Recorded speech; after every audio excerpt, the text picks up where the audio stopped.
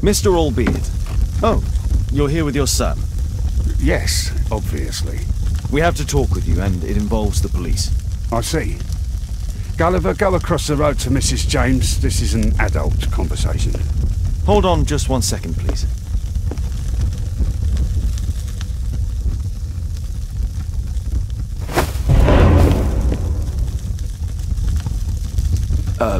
A pygmy?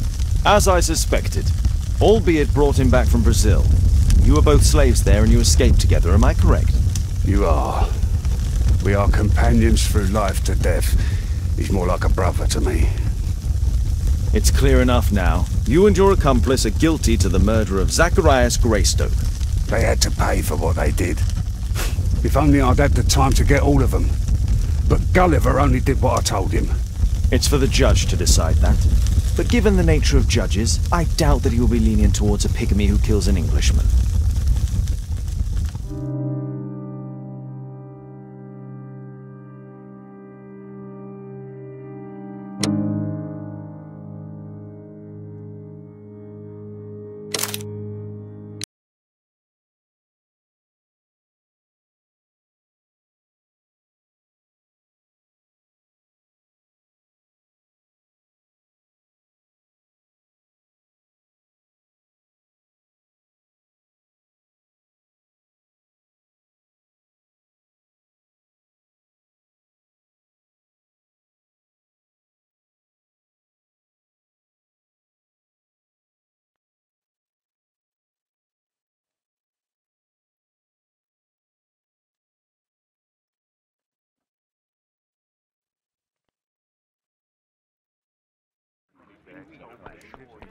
Father, Mr. Orson Wilde is here, and I'm going to stay with Miss Alice.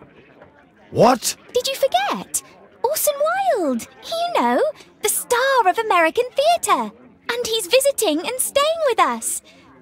You did forget? No, not that. I meant you wanting to stay with Miss Alice. Yes, that's right. Miss Alice suggested it. She told me you couldn't possibly refuse. Why don't you stay with Mrs. Hudson? Oh, but Miss Caitlin has more in common with Miss Alice, and they get along so well. Guess what, Mrs. Hudson? Mr. Wilde is here to study my father's character for his next play. And he won't be disappointed, will he? Father is so pig-headed. I can't believe it! The great Sherlock Holmes standing in front of me! I'm sure that our two brains will... Brains.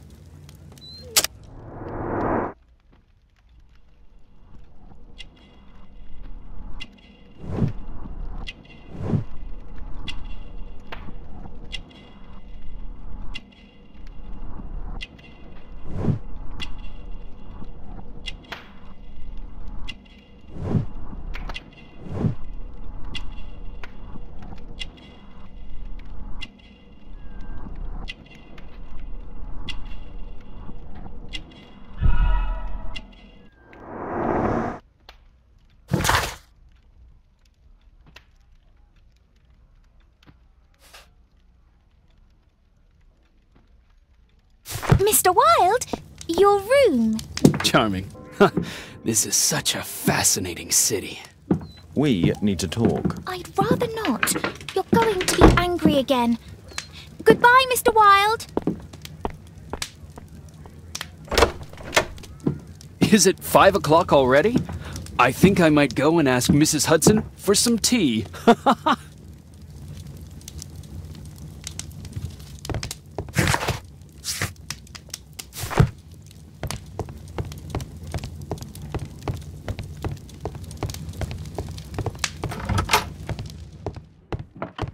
Oh, Wilde's already making himself at home.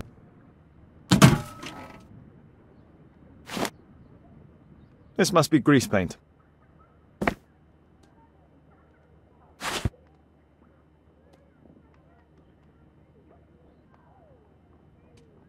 I use the same brushes for makeup.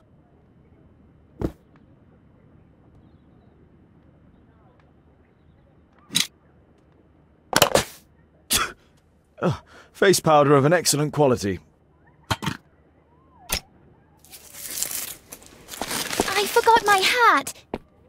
Father?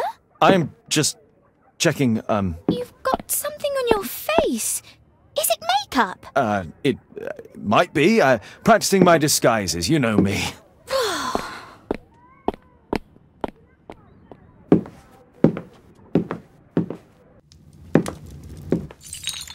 No, don't touch that! No, no!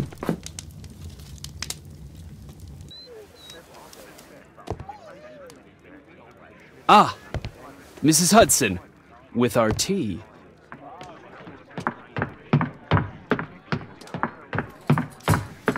Not quite. We have a visitor. However, the lady is not so much angry as perplexed.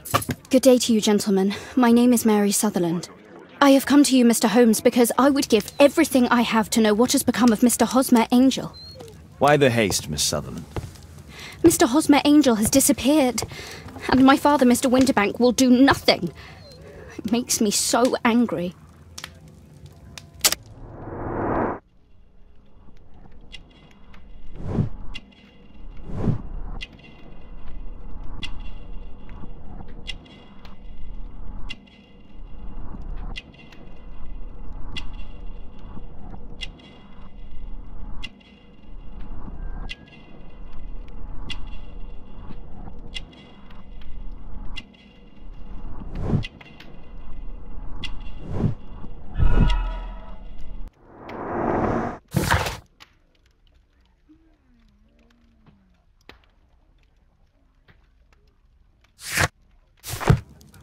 Mr. Windybank is your stepfather, surely, since the name is different? Well, indeed, I call him father, although he is barely older than myself. And your mother is alive?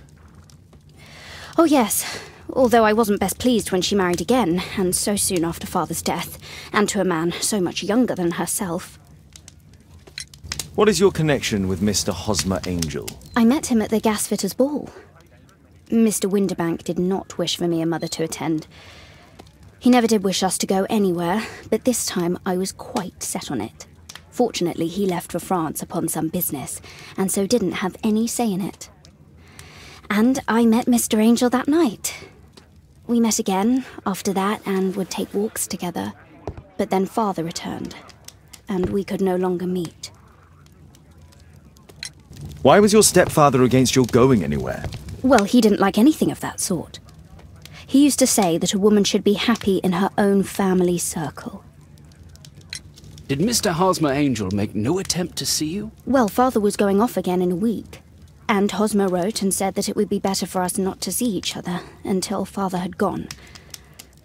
After that, he stopped writing. Where does Mr. Angel live? I don't know exactly. I address all of his letters to the Leadenhall Street post office for collection. Were you engaged? Oh yes, Mr. Holmes. Right after the first walk that we took. Do you have your own income? I do, from an inheritance. It was left to me by my Uncle Ned in Auckland. Then you have all that you could wish for, naturally. Well, I live at home and don't wish to be a burden to my family, so they have the use of the money. Is there anything else that you can tell me about Mr. Angel? He is a very shy man. He would rather walk with me in the evening, so as to be discreet. I put a missing persons notice in last Saturday's Chronicle. Here's a copy, and a letter from him. Haha, a love letter. Yes, I see. As I anticipated, this validates my deductions perfectly. What deductions, Mr. Mr. Wilde. Holmes, tell her.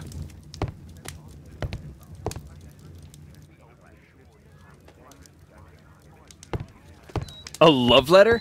Aren't you dying to read it, Holmes? Mr. Holmes, what do you think about the letter on the table?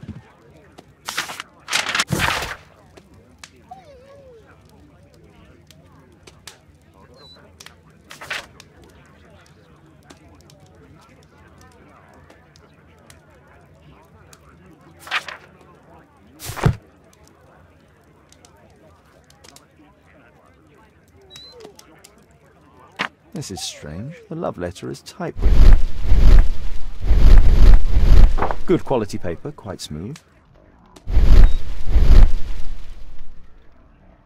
Fairly common ink, nothing special. We had a wonderful time together, didn't we, while your father was in France? Miss Sutherland only met with Hosmer Angel while the stepfather was absent.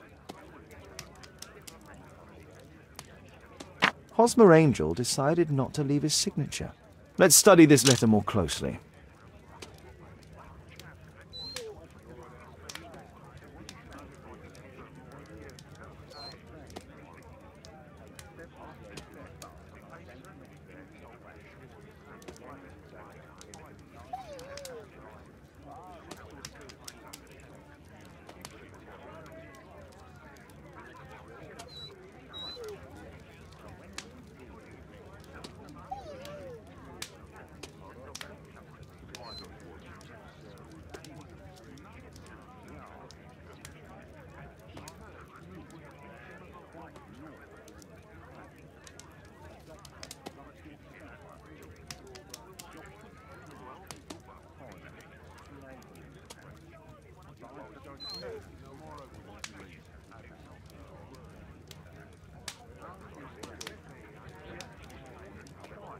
Miss Sutherland, do you have any other letters from Mr. Angel?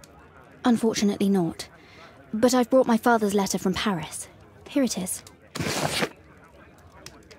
The stepfather's letter is also typewritten. Quite common paper with a light yellow tint. Fairly common ink.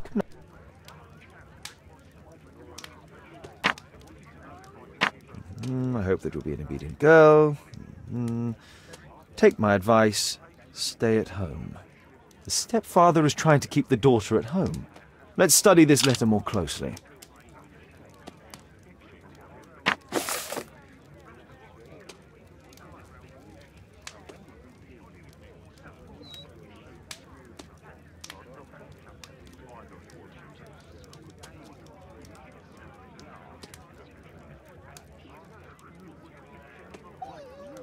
This letter has a defect. And it's the same letter with the same defect in both instances.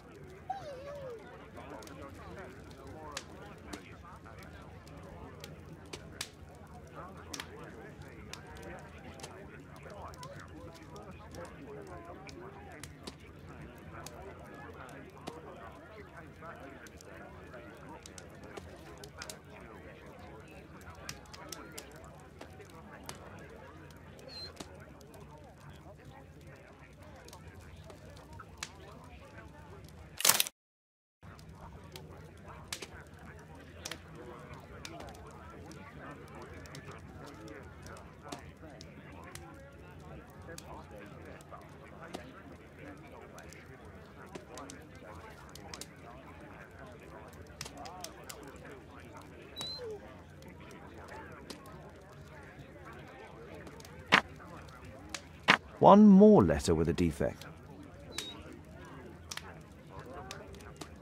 Another letter match with the same defects.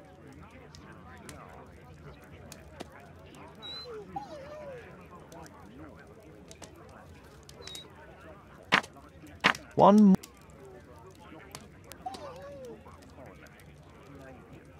Another letter match with the same defects. So, based on the specific defects, we could say that these letters were composed on the same typewriter.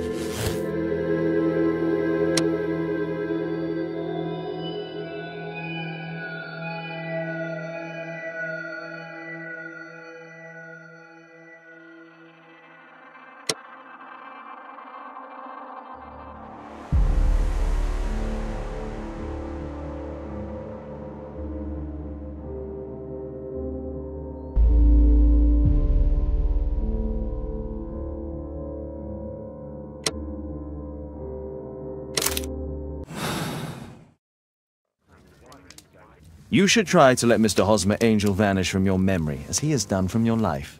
Then you don't think I'll see him again? I fear not. Then what has happened to him? Your stepfather married your mother for her money, and also enjoyed the use of your income.